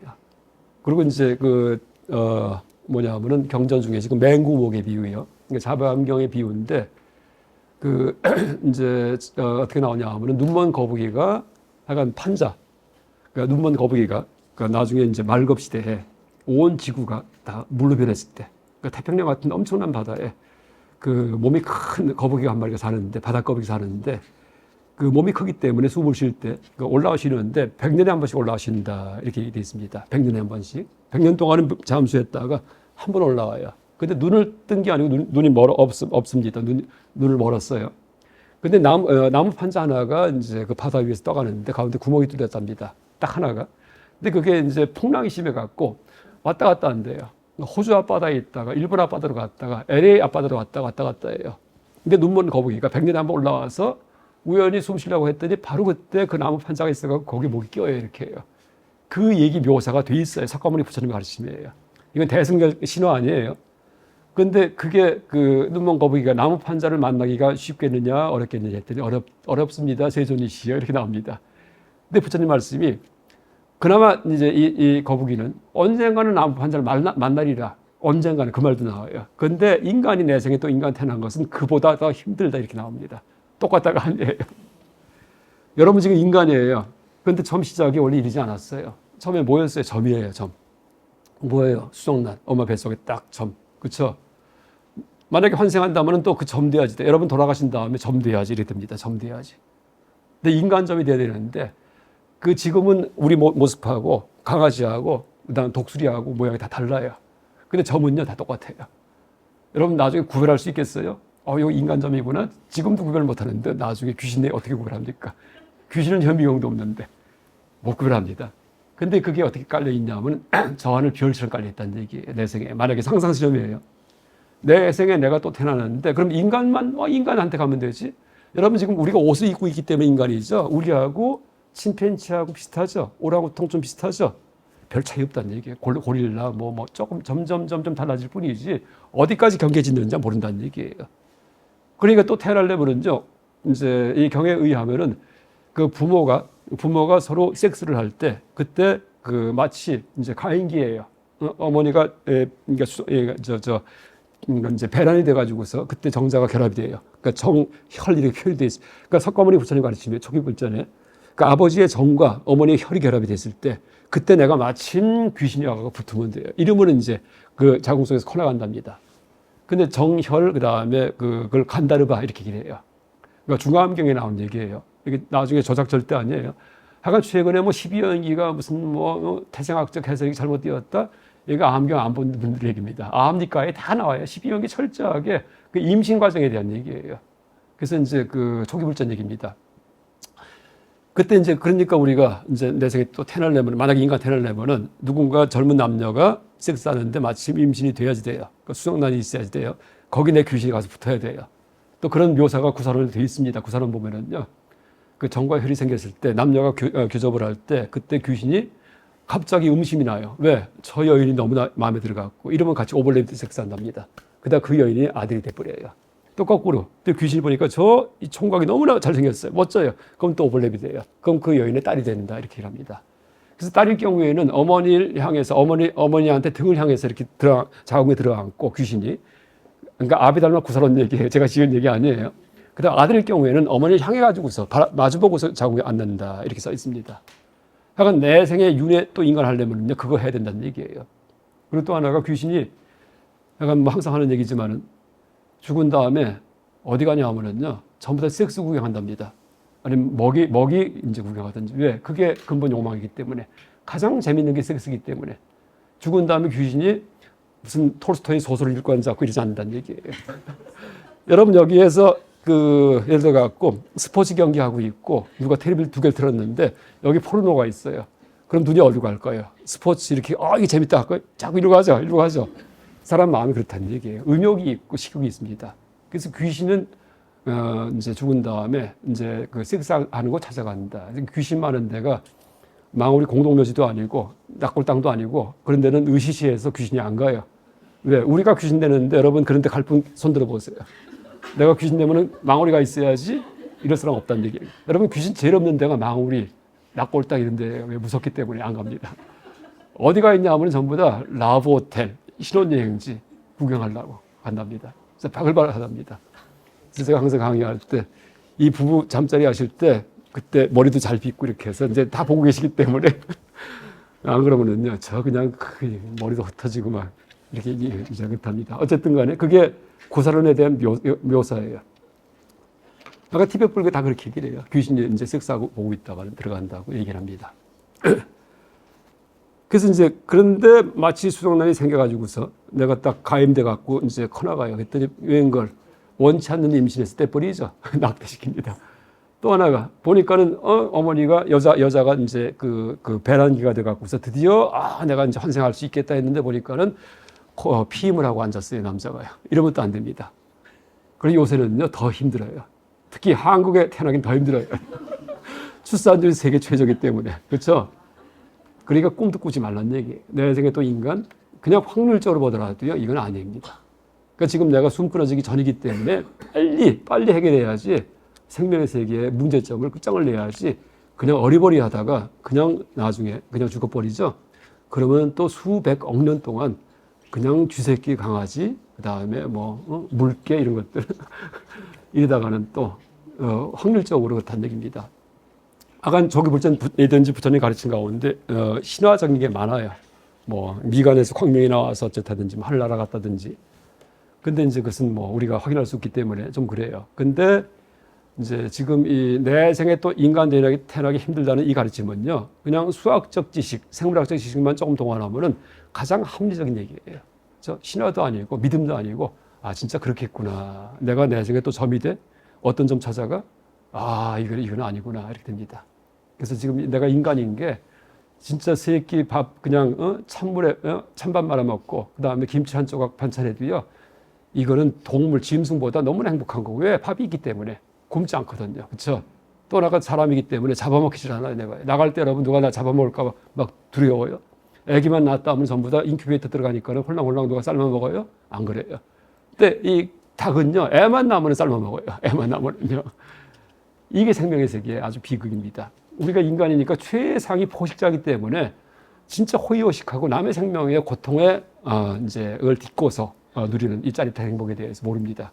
근데 내가 다시 입장 바뀔 텐데라고. 그래서 이제 이렇게 사람인 게 얼마나 행복한가라는 걸 먼저 압니다. 이러니까 이제 정신이 포장 납니다. 그다음부터는. 그 다음에 비로소 3, 4등에 들어가는 거예요. 그냥 안 가르칩니다. 그래서 이 보리도 찾아로는요, 하나하나 제시하면서 인간 개조를 해요. 그래서 이제 이걸 여러분 여기 어떤 말이 나오냐면은 수행의 준비 가운데 여러분 이제 처음에 행자 생활 하든지 할 때 절을 많이 하시죠. 요새도 보면은 큰 절에 행자 들어오시면은 스님들 전부 다 아침 새벽 예불 하고 나가신 다음에 행자님들 남아가지고 계속 108일 시킵니다. 안 된다는 얘기예요. 왜? 초심자한테 너무 그렇게 절을 많이 시키면은요, 나중에는 좌복, 그러니까 방송은 봐도 구토가 난다. 이렇게 써 있습니다. 자발적으로 절을 하게 해야지. 그걸 갖다가 절에 무슨 군대 훈련하듯이 몽둥이 들고 이러면 안 된다는 얘기예요. 그래서 이 보리도 찾으려는 모든 수행은요, 다 자발성이에요. 절대 안 시킵니다. 그래서 이런 얘기를 해가지고서 정신 바짝 나게 하고 내가 한눈 팔지 않게 하고 어떤 불교학자 그래, 술을 끊었답니다. 뭐 저도 이제 술 안 먹지만은 저는 뭐 병 때문에 안 먹지만은 옛날에 많이 먹다가 끊은 지 한 10년 됐습니다. 근데 어떤 불교학자가 술 먹으니까 취한 다음에 허송세월 하는 것 같아. 허송세월. 아, 진짜 나 허송세월 하는구나. 딱 끊으니까는 한순간 한순간 소중한데 그래서 끊었답니다. 이게 자발성이에요. 자발성. 이런 식으로 이 아까 이제 내가 인간인가 얼마나 희귀한 일인 걸 따져보니까 알겠어요. 이거는 뭐 믿음이 아니고 합리적이에요. 야, 아주 정신 바짝 나요. 내가 어디 취직해. 이거 관심 없어요. 그냥 이거부터 해결해야 되겠다. 죽을 때까지 한 30년 남았는데 아주 끝장 보고 죽어야지. 큰일 나겠구나, 큰일 나겠구나. 그죠? 이런 생각 납니다. 그래서 이제 이 절에 가서 이제 처음에 출가했을 때 절을 시키는 거 이런 것들, 이럴 경우에도 이 본이 이제 어떤 큰 악업을 진 게 있을 것 같고 참여할 마음이 있어요. 내한테 너무 괴로움이 많아요. 이럴 경우에는 시키지 않아도 참천대합니다. 그때는요. 근데 그게 아니고 그냥 건성건성 왔는데 그냥 막 절하라고 그러고 이럴 경우에 나중에는요. 전에 참 지금은 템플스테이가 많이 바뀌었습니다. 아주 좋아졌어요. 근데 초창기에는 어디에 템플스테이 했는데 절을 많이 시켰대요. 그래서 이제 1080배 이제 해서 이제 다 함께 했답니다. 근데 그 지도하는 스님께서 다 하고 났는데 어떤 분이 일어날 때 뭐 좀 뭘 잘못했나 봐요. 했더니 한 번 더 1080배들 합니다. 그래서 그걸 다 했대요. 근데 어쨌든 간에 한 달간을 갔다가 단기 출가했었는데 끝나고 나니까 너무나 좋더랍니다. 근데 이유가 뭐냐면 다시는 안 와도 되니까 이렇게 가더라고요. 초창기에. 안 된다는 얘기예요, 절대. 그러니까 강요해서 군대식으로 이러면 안 됩니다. 그러니까 모든 수행은요, 마음속에서 솟아나와서 이제 자발적으로 내가 스스로 하게끔 만드는 게 중요한데 여러분 공부도 그렇잖아요. 그 애들 공부시킬 때 해라고 하고 과외 공부시켜봤자 본인 마음 안 나면은요, 절대 좋은 데 안 갑니다. 근데 본인이 뭔가 깨달아 갖고서 큰일 나겠구나 하면은요, 뜯어 말려도 공부합니다. 뜯어 말려도. 근데 보리도 찾아오니 다 그런 시스템이에요. 한 글자 한 글자가 보니까 다 동기부여해요. 큰일 났구나, 큰일 났구나. 그래서 이제 딴 생각 못 하게 만듭니다. 그 다음에 이제 죽음에 대한 명상. 근데 내가 죽는다. 반드시 죽는다. 그 시기는 오늘이 될지 언제가 될지 모른다. 그렇죠? 죽을 때 오늘 죽을 거 알고서 죽는 사람들 큰 고승 아니면 없습니다. 다 그냥 팍 죽습니다. 그 시기도 없어요. 또 이것도 재밌어요. 절벽에 쏟아질 때 하늘을 난다 기뻐할지 말지어다. 우리 삶이에요. 이건 쪼까바 스님께 지은 겁니다. 쪼까바 스님께서 우리의 삶이 번지점프 같은 거예요. 근데 끈 안 붙고서 그냥 떨어진 겁니다. 그러니까 죽을 때 만약에 서산에 해가 지듯이 점점점 우리 삶이 좀 위축되고 막 기울어지다가 죽어요. 이러면 예측할 수 있죠. 이러면 이제 나중에 좀 시들시들할 때 그때부터 불교 공부하면 돼요. 준비하고. 근데 그게 아니라는 얘기예요. 언제 죽을지 몰라요. 그렇죠? 지금 여러분 그 가자 지구 폭격 보세요. 그렇죠? 그 이스라엘하고 하마스. 여기도 난데없이 막 포탄 날아왔고, 난데없이 막 포탄 쏘고, 그 다음에 옛날 여러 가지 뭐 삼풍 아파트, 무슨 성수대교, 이제 여러 가지 사고들, 대구 지하철 참사 같은 경우에도 전혀 몰랐던 겁니다. 지금도 그래요. 여기 그냥 펜트기 떨어지면 우리 다 몰사하는 겁니다. 몰라요, 그거는요. 그러니까 오늘 죽을지 내일 죽을지, 저녁에 죽을지 자다 죽을지 모른다는 얘기예요. 그리고 무서워요, 그다음부터는요. 매일매일 오늘 죽을 것이다 라고 생각하라. 아침에 일어날 때부터 내가 오늘 죽을 수 있다. 이러면서 이제 그 죽음에 대한 명상을 하는데, 이제 이게 완성이 되면 그 다음 진도로 올라갑니다. 아까 인간 소중함이 완성돼야지만 이리로 올라갈 수 있어요.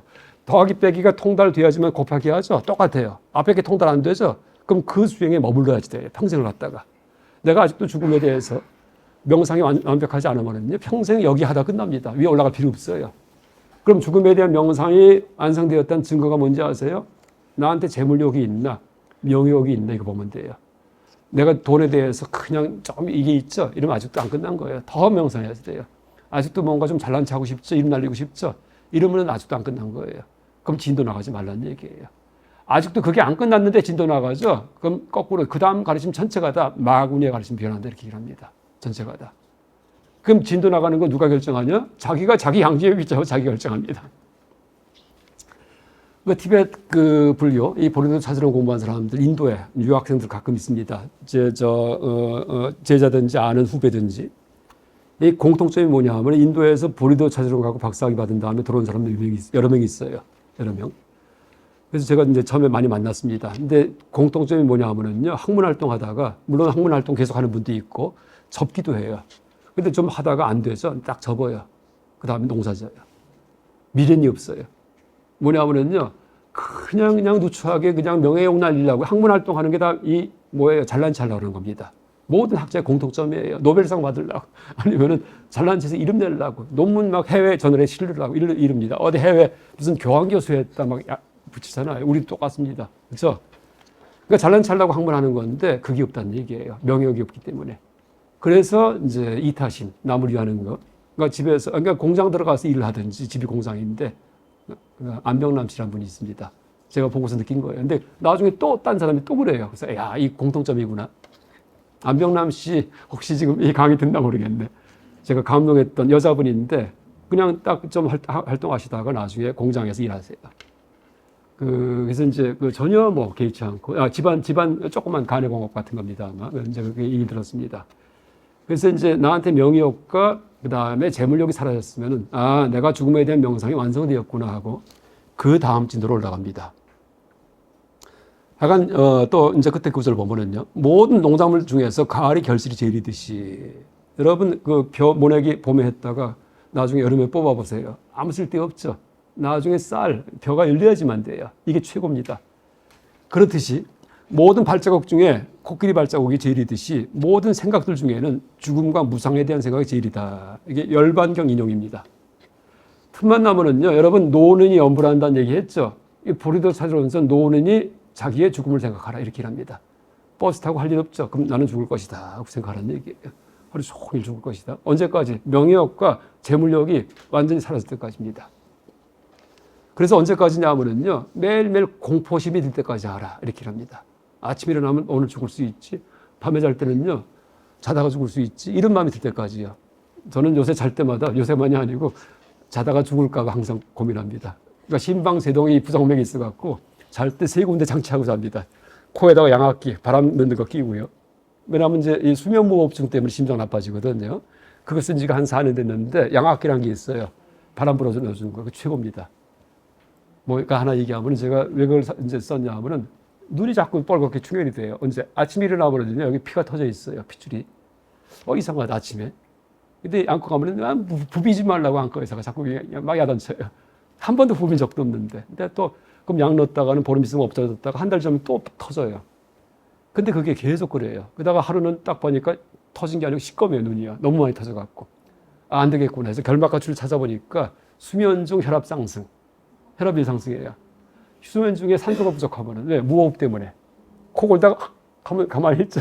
이러면 산소가 부족하니까 막 뛴답니다. 이러면서 심장이 몇 년 동안을 갖다 혹사당한 거예요. 그래갖고 이제 드디어 그 수면 클리닉 가갖고 처방받고 진단받고 해서 양학기 샀죠. 이제 구입해서 했는데 쓴 지가 한 4년인데 그거 쓰고 다음부터는 한 번도 안 터져요. 한 번도 안 터져요. 아, 진짜 효과 있구라고 합니다. 또 하나가 그래도 이제 제가 이제 벌써 병이 생겼기 때문에 안 좋은데 요새 산 게 뭐냐면은 여기에 그 펄스 O2 산소 농도 측정기가 있어요. 그래서 산소 농도가 낮아지면은요 양압기를 써도 좀 낮아져요. 워낙 안 좋기 때문에. 그럼 진동을 해서 깨요. 그러니까 깨면은 숨을 쉬거든요. 근데 그걸 하니까 너무 좋아요. 그래서 맥박이 어느 이상 올라가든지 어느 이하 내려가든지 산소 농도가 또 어느 이하 내려가면은 진동하고 소리가 나갖고 탁 깨게 만듭니다. 그래서 어저께도 2번 깼는데 전 같으면 깼다가는 심방세동 다시 불규칙이 돼가지고서 한 이틀 고생하고 막 약 먹고 했는데 미리 깨게 해줘요. 그럼 가만히 있으면 또 없어집니다. 그래서 이제 잘 때마다 안 죽자 하고 삽니다. 안 죽자 하고. 제가 죽음 얘기하려고 하는 겁니다. 그래서 저는 이게 돼 있습니다. 그 심장 때문에. 또 매일 달리기 하는데 이 달리기 아침마다 이제 하거든요. 심방세동제 치료법이 빨리 달리기예요. 그래서 이제 그걸 고강도 인터벌 운동 그런 식입니다. 달리기 가지고서 아주 전속력으로 100m 달렸다가 다시 원상 복귀했다가 또 달렸다가 3번 합니다. 근데 이제 담당 의사는 절대 하지 말래. 큰일 난답니다. 왜냐하면 그런 치료가 없기 때문에 제가 개발한 건데 그걸로 지금 낫고 있어요. 근데 이제 주머니에다가 우리 집 주소 써놨습니다. 와이프 전화번호하고 사망하면 일로 전화해 주세요. 시체 처리할 때 저 고난할까봐. 그래서 이제 그게 이거 진작에 봤기 때문에 그래서 이제 그런 이제 삶을 얘기하는 것 같습니다. 그러니까 잘 때는 사망하면 그렇지. 그다음에 아침에 달리기 가다가 쓰러지면은 쓰러지는 거지. 그때 주소는 꼭. 근데 하루는 갑자기 집에 전화가 왔대. 우리 차가 놀래갖고 전화를 했어요. 뭐 하냐고. 그랬더니 전화가 왔대. 뭐냐 했더니 주머니에 넣어놨던 그 쪽지가 떨어져갖고 어떤 분이 받아갖고서 그냥 이렇게 써있더라고 하면서 전화했더랍니다. 그래서 놀래가지고서 이제 한번 보니까 주머니에 달리다가 떨어졌더라고요. 그래서 요새는 이제 그걸 꼭 이 지퍼 잠그 구석에 달립니다. 약간 누구야 스티브 잡스 얘기하잖아요. 아침마다 죽음 생각했다고요. 자기가 큰일이 이제 어떤 그런 그 자량 중에 하나가 원동력이 오늘 죽을 수 있다. 이게 다 여기서 배운 겁니다. 스티브 잡스가 인도 방랑하다가는 출가하려고 했잖아요, 원래요. 그랬다가 나중에 그 스님이에요. 일본 승려입니다. 그래서 이제 그 스님이 말렸죠. 딱 보니까 출가할 인물은 아니에요. 그죠? 원래 성격이 좀 괴팍하다는 얘기 하잖아요, 스티브 잡스가. 그러니까 스님 될 사람 따로 있습니다. 그래서 그런 분 스님 되면 안 됩니다. 사업가가 돼야지. 자, 그 다음 이제 공부가 나는 죽는데 내 생이 뭔가 보니까 그냥 대충 살다가는 사막도구나 하고 알아요. 그래서 그 다음에는요, 사막도가 얼마나 무서운지를 얘기해요. 얼마나 무서운지. 아주 읽다 보면은요, 바들바들 떨어요. 내 생에 인간도 힘든데, 그럼 셋 중에 하나인데, 보니까 갈 데가 없어요. 이야, 큰일 나겠구나. 이런 마음이 듭니다. 이 순서는요, 바꾸면 안 돼요. 제가 경주 캠퍼스 강의할 때 학생들한테 이거 시험 문제 냈거든요. 그 다음에 이걸 섞어 놔요. 인간의 소중함, 죽음에 대한 명상, 사막도의 무서움, 순서대로 번호를 갖다가 순서대로 쓰시오. 번호 바뀌면 X 틀린 겁니다. 그럴 거 아니에요. 내 생이 무섭다. 그럼 어떻게 돼요? 어떻게 해야 되지? 당장 내 생이 무서워요. 여러분 다 무서워야 됩니다.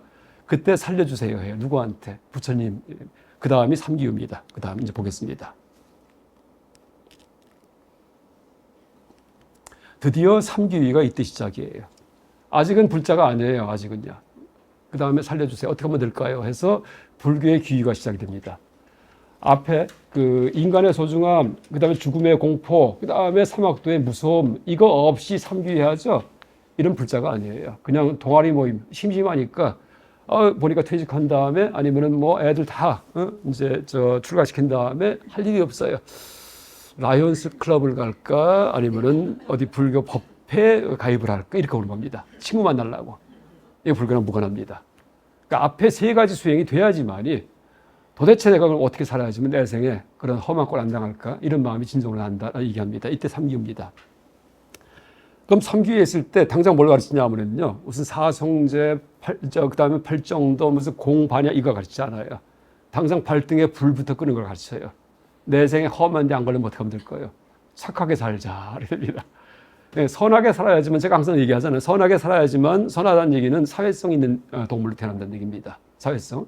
우리가 지금 최강의 포식자인 이유가 서로 협력해서 문명의 이익을 갖다 만들었기 때문에 총칼 이런 것 때문이에요. 그렇죠? 내 혼자 힘이 강해서가 아니고. 그러면 어떻게 돼요? 사회를 이루려면 남을 배려하는 마음이 있는 생명체만이 사회를 이룰 수 있습니다. 그래서 이기적이 개인적이죠. 이럴 경우에는요. 그런 생명으로 태어나요. 죽은 다음에 어디 가냐 할 때요. 내 감성이 원하는 대로 갑니다. 인지가 아니고. 죽은 다음에 나 극락 가야지 머리 떠올렸다 극락 안 가요. 진짜 내 마음에서 뭘 원하는지. 평생 살 때 마음에서 원하는 게 나를 위한 거, 내가 잘 사는 거, 남의 거 뺏는 거, 어떻게든 간에 남을 갖다가 막 분풀이하는 거. 이걸 원했죠. 그럼 그게 뭐예요? 그럼 축생입니다. 이렇게 됩니다. 그래서 감성에서 내가 어떤 감성의 상태인지가 제일 중요합니다. 내 생각할 때요. 지금 여러분 이 강의 끝난 다음에도 어디 갈 거예요?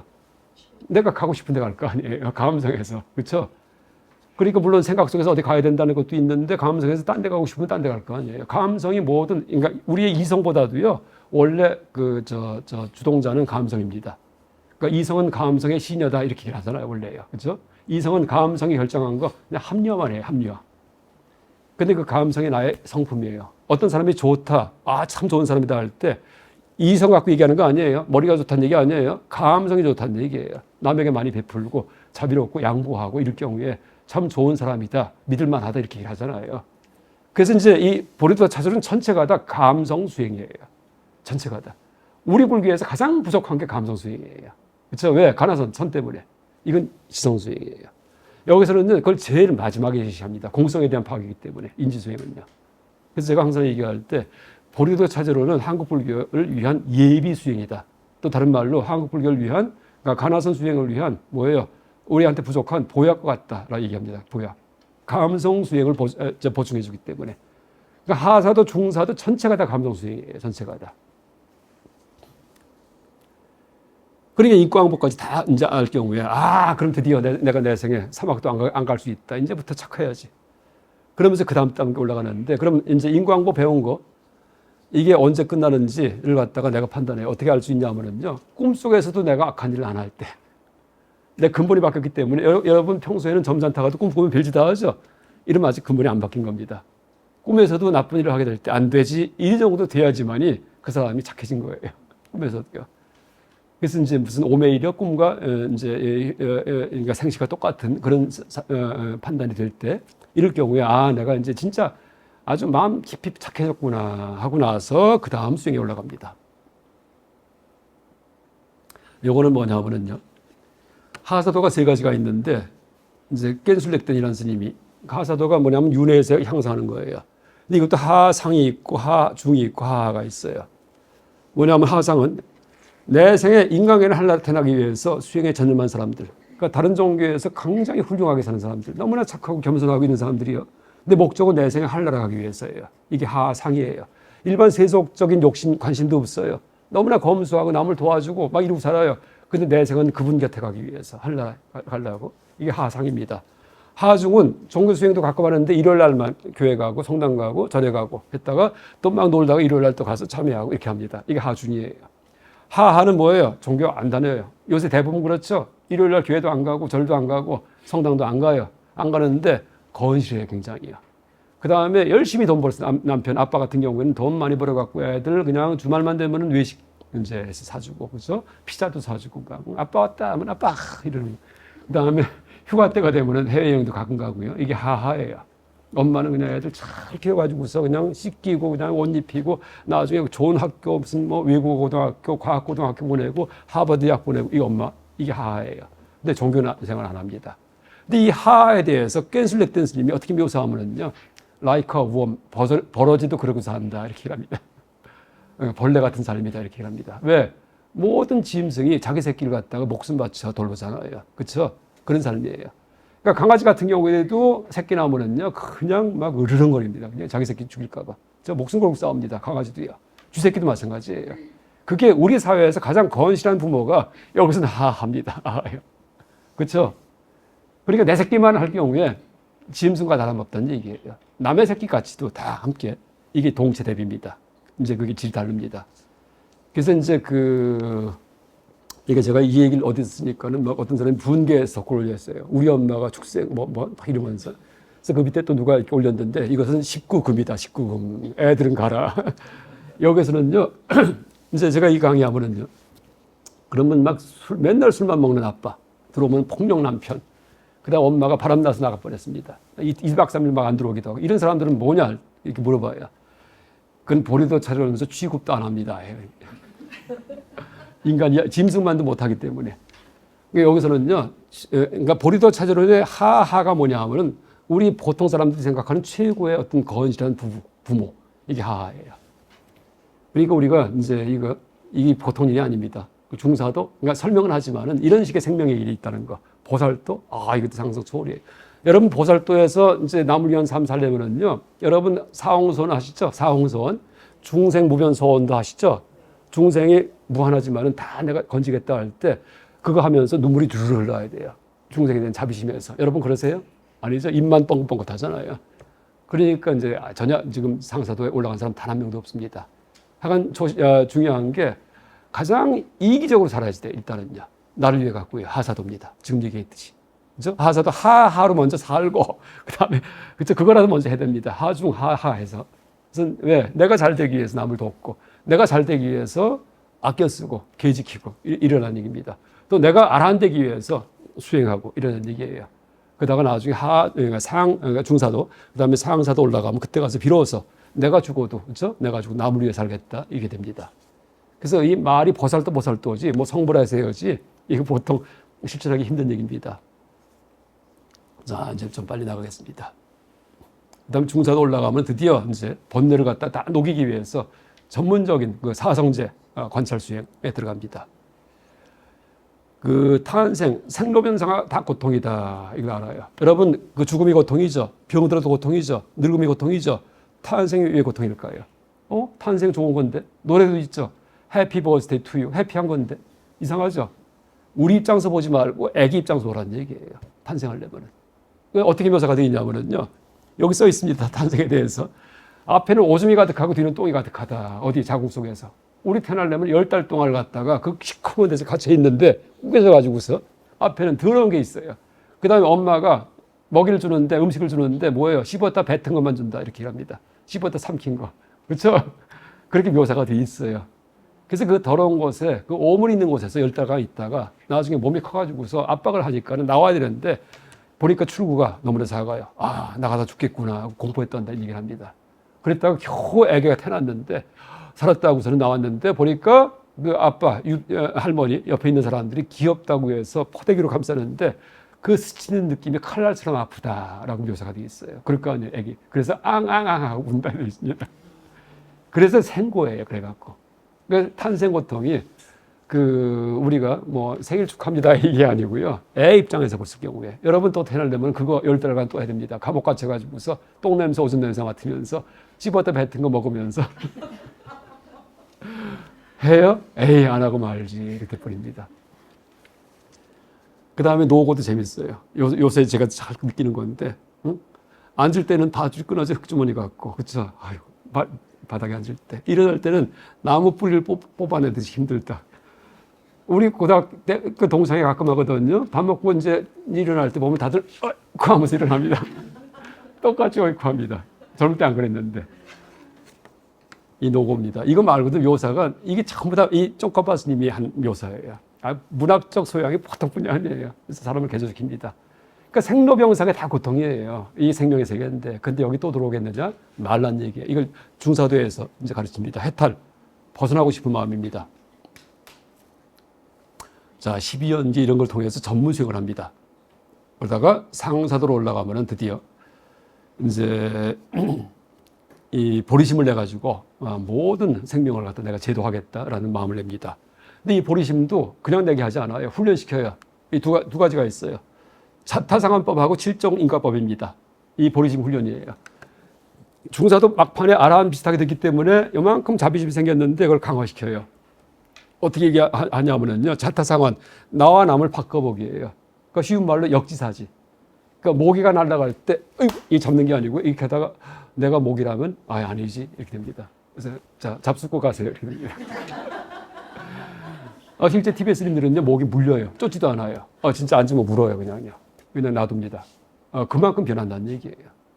그래서 이제, 제가 예를 들 때 모기, 이제, 물었을 때 쫓죠? 그러면 더 붓고 더 가려워요. 그래서 한번 실험해 보세요. 목이 앉죠? 한참 먹고서 배불러서 떠나긴 해보세요. 한번요. 그거 안 어려워요. 왜 그런지 아세요? 모기가 앉자마자 그냥 빠는 게 아니랍니다. 그건 제가 옛날 생물 시간에 배운 건데, 모기가 딱 앉죠? 그럼 딱 입을, 그 침을 박은 다음에 침을 뱉는데요. 왜? 배를 비우기 위해서, 피를 빨기 위해서 뱉는답니다. 그럼 그것 때문에 붓는 거예요.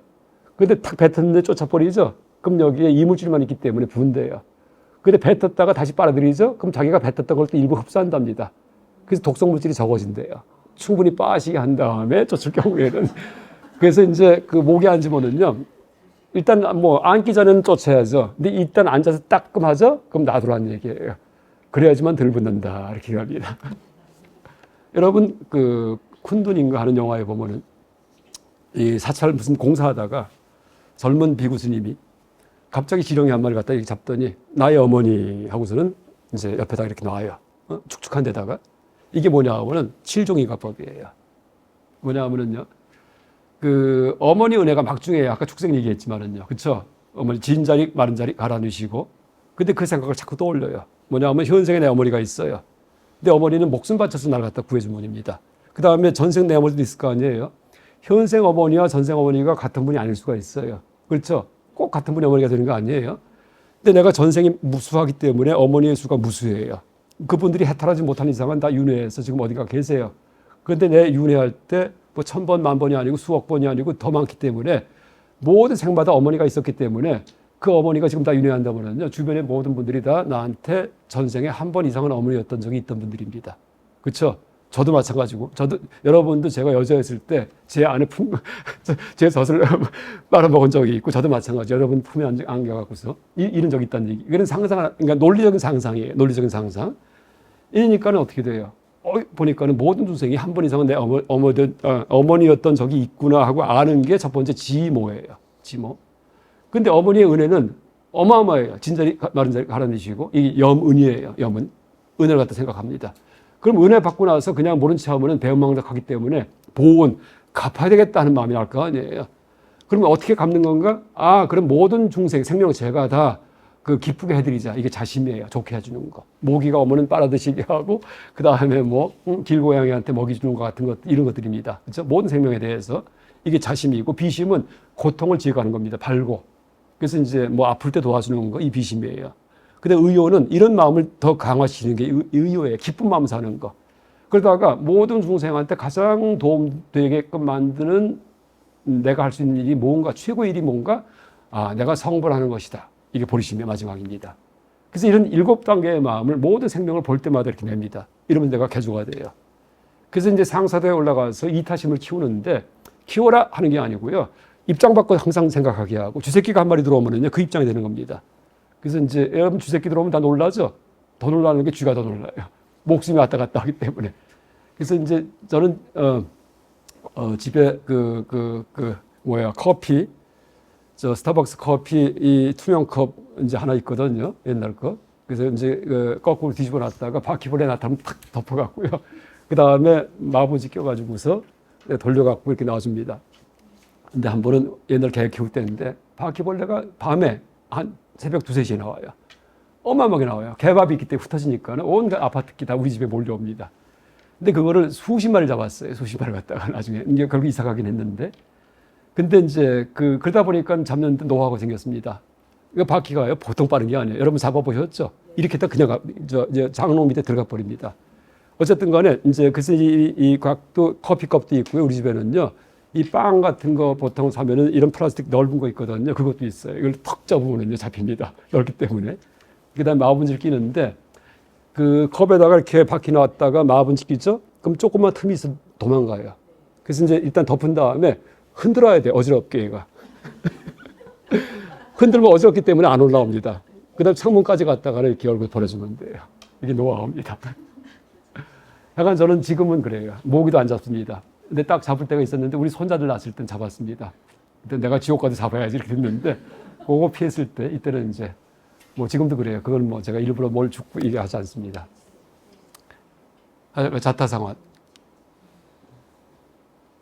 그러다가 이제 이런 보리심이 절대 후퇴하지 않기 바란다는 이런 식을 치르고, 그 다음에 마지막에 가서 이제 더 이제 육보라밀 사서법 이런 식으로 이제 계속 그 자기 마음을 강화시키는데 하나 또 소개드릴 게 티베트 그 스님들 수행 중에 또 하나가 이 똥렌 수행이라는 게 있는데 똥렌 이 호흡하는 방법이에요. 호흡할 때 염을 해요. 어떻게 하냐면은요. 세상의 모든 나쁜 기운은 내가 마신다. 그다음 정화가 돼가지고서 좋은 기운이 나가서 남들이 마시게 한다. 이렇게 수행합니다. 그러니까 공기정화입니다. 우리는 숨 쉴 때 좀 상큼한 공기 이제 마시려고 이렇게 하죠. 이거 반대예요. 나쁜 건 다 나한테 오소서. 그러니까 좋은 기운은 다 내가 정화해서 내보내소서. 이러고 이게 똥렌, TONGLEN 수행입니다. 상상 초월이에요. 그러니까 우리 티베트 불교 함부로 얘기하면 안 됩니다. 이야, 이렇게까지 성숙했구나 티베트 불교가. 그래서 최근에 인터넷에서 티베트 불교 비방하는 스님, 뭐 요새는 하시는지 모르겠지만 계시는데 큰 구업입니다. 잘 모르면서 내용에 대해서. 그러니까 인도 부처님 전통을 그대로 계승한 게 티베트 불교예요. 그러니까 끊어짐 없이, 그러니까 교육 방식이든지 그 교리든지 간에. 그래서 이제 여러분 서구에도 가장 지금 널리 퍼진 게 티베트 불교입니다. 선불교가 아니고. 선불교는 서구 불교 초창기에 퍼졌어요. 왜? 파괴 불교이기 때문에 할방해서 뒤집어 엎는 거. 그러니까 서양의 60년대에 월남전 반대할 때 그때 서양의 그 폭력적 문화를 갖다가 다 학생들이 젊은 친구들이 그걸 이제 배격하기 위해서 들어간 게 선입니다. 그러니까 전통을 부시기 위해서. 그러니까 서양의 폭력적 전통, 서양 문화의 특징은요 폭력성이에요. 지금까지 이어지고 있습니다. 항상 무기를 재미를 받기 때문에 언제부터 컬럼버스 이후부터 무기를 재미를 받기 때문에 전 세계 유린하면서 지금도 절대 무기에서 우위를 점하기 위해서 노력합니다. 이러면서 전쟁 계속 일으켰잖아요 지금까지요. 근데 이제 그걸 서양 청년들이 거기에 반기를 들면서 일어난 게 60년대 저항문화 운동인데 그때 들어왔던 불교가 뭐예요? 바로 선불교예요. 왜 불교 들어오냐 하면 기독교 폭력의 종교다 해갖고서 다 배격합니다. 그러니까 폭력의 배후가 됐던 종교가 카톨릭과 개신교입니다. 그래서 이제 그러면 어떤 종교 믿을까 대안을 찾은 게 동양 종교입니다. 그게 인도 종교하고 그다음에 선불교예요. 그래서 그때 들어가신 분들이 숭산 스님 다 그때 들어가십니다. 그다음에 크리스나무르티, 라주니시, 인도 그 구루들이 있죠. 다 그때 막 들어가요. 근데 그때 그분들이 뛰어나기도 했지만은요 빨아들이듯이 기독교 아닌 종교들을 빨아들인 겁니다. 그래서 이제 그래서 이제 초창기에는 그 파괴 불교 그러니까 선 중에도 임재선 계통입니다. 부시는 거 그렇죠? 이게 이제 더 적성에 맞았죠. 또 지금 정착계에 들어갔기 때문에 지금은 그게 아니에요. 티베트 불교입니다. 오히려 윗바사는 남방보다도 더 강력한 게 티베트 불교입니다. 그러니까 호주든지 뭐 남미 아르헨티나 뭐 도처에 티베트 불교입니다. 그래서 이제 그게 실제 내용을 보면은요 상상 초월의 그런 설득력이 있는 이제 그런 그 부처님의 가르침을 가공한 불교가 티베트 불교고 그게 일목요연하게 정리된 그런 책이 바로 보리도 차전원이다라고 얘기할 수 있겠습니다. 다음 제일 마지막에 가서 정해상수예요. 그렇죠? 우리가 흔히 얘기하는 참선 제일 끝에 합니다. 우리 참선하면 안 돼요. 그러니까 우리는 하사부터 남에게 베풀기부터 해야지 다리 꼬고 앉아봤자 딴 생각만 하고요 안 됩니다. 그렇죠? 또 하나 앞에 있는 감성이 정화가 안 됐죠. 남을 위하는 마음이 진짜 없죠. 이럴 경우에는 참선하더라도요 잘난 체 하려고 하는 겁니다. 아니면 로또 뭔가 내가 이거 해서 터지기만 하면 내가 팔자가 바뀌는데 이럴 수도 있어요. 다 마구니의 설법입니다. 그렇기 때문에요. 그래서 이제 앞에 그 자비심이 충만하고 절대 이기심이 없고 그렇죠? 그다음에 너무나 선하고 계획 잘 지키고 항상 남을 돕고 살고 이런 사람들만이 참선할 자격이 있습니다. 그래서 이제 그게 보리도 차제론이라는 얘기입니다. 그래서 인도 불교가 대승소승에서 역사적으로 참 대단하게 발전해 왔지만은 이제 그래서 일목요연하게 정리한 것이 보리도 차제법이기 때문에 제가 이렇게 마지막 시간에 소개했고요. 또 금강생의 가르침은 여기 안 들어가요. 그것은 이게 다 끝난 다음에 그 다음에 밀교기 때문에 그것은 밀종도 차제론이라고 책이 따로 있습니다. 그 쫑까마스님 저술인데 그러니까 밀종도 차제론, 그러니까 보리도 차제론이 있고요. 그 다음에 이게 이제 현교고 현교 드러난 가르침. 밀교 수행은 밀종도 차제론 혹은 비밀도 차제론 해도 됩니다. 번역이. 그건 또 따로 배웁니다. 밀교는 생략하겠습니다. 이상 강의 마치겠습니다.